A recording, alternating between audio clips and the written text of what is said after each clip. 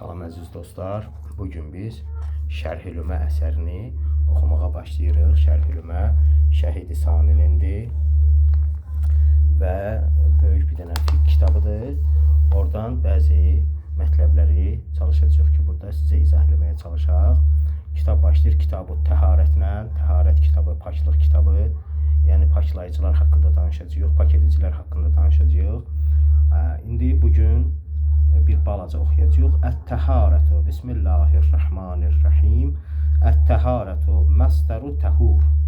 Təharət sözü ümumiyyətlə təhur sözünün məsdəridir. Bizəmmil ayn, təhur aynul feilin, hının yəni zəmməsi ilə. Və fəthihə, təhur da deyə bilərik. Sonra təhərə də deyə bilərik. Təhurə də deyə bilərik, təhərə də deyə bilərik. Hər iki cür oxuya bilərik. Vəl ismu, ism isə ət-təhurdur, ət-tuhurdur, ət-tuhur. Biz zəm, faul feilin zəmməsi ilə, ət-tuhur. Və hiyə, lüğətən ən-nəzafətu və-nəzahətu minəl-ədnas. Təhurun, yəni təharətin mənası nədir? Hiyə qayıdır həmin o təharətə. Təharətin mənası nədir? Lüğətən, lüğət baxımından ən-nəzafətu paklıqdır. وَالنَّزَاهَةُ مِنَ الْأَدْنَاسِ və çirkinliklərdən uzaqlaşmaqdır. Çirkinliklərdən təmizlənmək mənasındadır. Və şər'ən, bir lüğəti mənası var, bir də şər'i mənası var. Şər'ən nə deməkdir?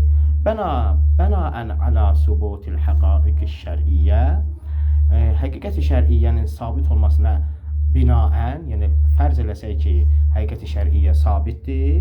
Həqiqət-i şər'iyyə nədir? Həqiqət-i şər'iyyə o deməkdir ki, şəriət, yəni Qur'an-ı Kərim və Peyğəmbər bir sözü öz leksik mənasından çıxarıb, yeni xüsusi şər'i məna üçün təyin etmiş olsun.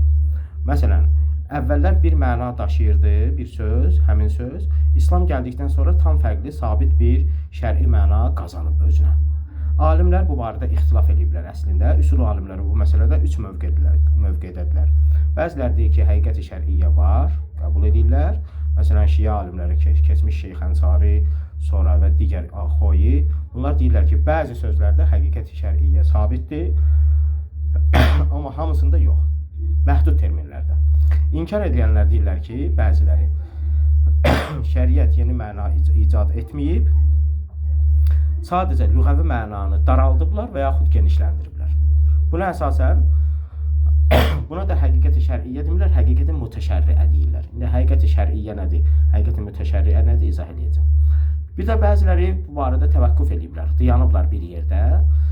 Bəzi alimlər deyiblər ki, bunu tarix olaraq sübut eləmək çətindir. Ona görə də hər termin ayrıca araşdırılmalıdır.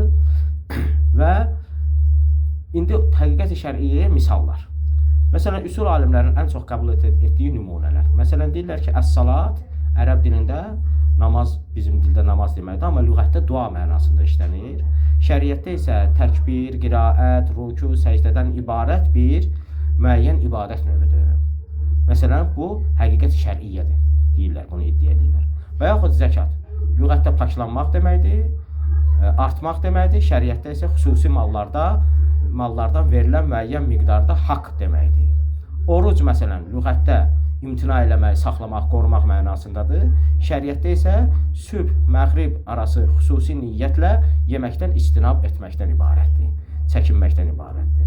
Həccin mənası qəsd deməkdir, amma lüğəvi mənası ilə şər'i mənası bir-birinə yaxındır. O qəsdlə gedirsən Kəbə evinin o lazım olan əməllərini yerinə yetirməyə. Bəzi alimlər bunu həqiqət-i şər'iyyə yox, təxsis olunmuş xüsusilə lüğəvi məna sayırlar. Həqiqət-i şər'iyyə ilə həqiqət-i mütəşərriənin fərqi nədir, onu da izah edeyim. Məsələn, kim təyin edib, nə vaxt sabit olub həqiqət-i şər'iyyə? Əgər Peyğəmbər zamanında Peyğəmbər özü həmin bu mənanı digər mənadan çıxardıb işlədibsə, ona deyirlər həqiqət-i şər'iyyə.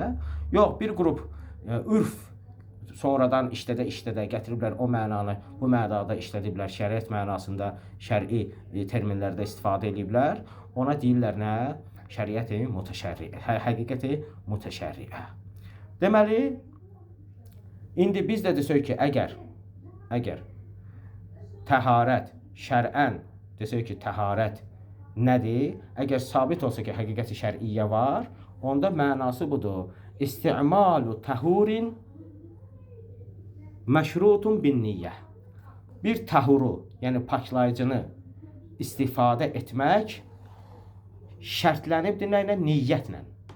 Niyyətlə şərtlənib. Yəni, hər hansı, məsələn, əlvi yuyursan, üzvü yuyursan, şalvarı yuyursan, köynəyi yuyursan, bunları niyyət eləmirsən burada. Nə vaxt istəyirsən, əlləri yuyursan, yuyursan da, xüsusi bir niyyəti yoxdur. Amma dəstəmazdır, qusuldür, bunlar niyyətləndir. Bunlar niyyət müəyyən olunmalıdır və bu niyyət müəyyən olunandan sonra sən lazım olan o əməli yerinə yetirirsən. Fəl istimal bimənzilətil cins. İndi burada cümlə istifadə elədi. Dedi ki, istimalı təhurin məşrutun bin niyyə. Bir dənə tərif verdi burada. Tərifin burada istimal kəlməsi, yəni istifadə kəlməsi cins növündəndir, tərifin növüdür. Digərləri isə onun fəslidir. Bu məntiq qaydalarında belə qeyd olunur. وَالتَّهُورُ مُبَالِغَةٌ فِي الطَّاهِرِ. Bəs təhur nədir? Təhur tahirin mübaliğə formasıdır. Mübaliğə formasıdır. وَالْمُرَادْ مِنْهُ هُنَا الطَّاهِرُ فِي نَفْسِهِ الْمُطَهِّرُ لِغَيْرِهِ. Burada məqsəd budur ki, tahir öz-özlüyündə pakdır. Tahirin mənası pakdır. Əl-mutahhiru liğeyrihdir. Başqalarını da həm də pak eləyəndir. Həm özü pakdır, həm də başqalarını pak eləyir. Mənası budur təhurun. Cu'ilə bihəsəbil istimal mütəəddiyən. Burada təhur burada istimal hesabı ilə, istimal cəhətindən mütəəddidir, təsirlidir. Düzdür, tahir özü təsirsiz feildir, amma burada təsirli feil kimi istifadə olunur. Və in kana bihəsəbil vəz'il lüğəvi lazımən. Baxmayaraq ki, deyir, lüğəvi baxımından, lüğət baxımından bu söz, təhur sözü lazımdır. Yəni təsirsiz feildir, amma istimalda burada təsirli feil kimi istifadə olunur. Məsələn, kəl-əkul, yemək kimi. Yemək özü təsirlidir, təsirsizdir, amma bəzən təsirli formada da, mənada da istifadə olunur. Bugünlük bu qədər. Sağ olun.